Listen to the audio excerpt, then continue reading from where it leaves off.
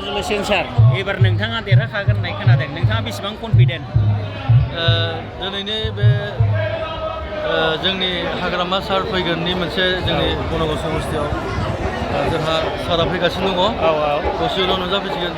दा निस्सय बे रायजो राजाखौ नुयोब्ला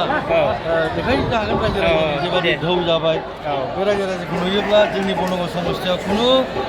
हगारै जोंनि बिपिएफ दोलोखौ जे फेजेननो हानाय खुनु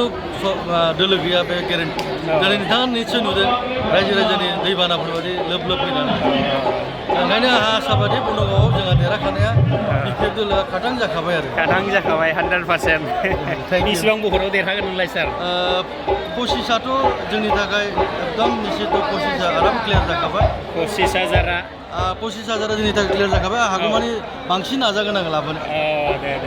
थेंक इउ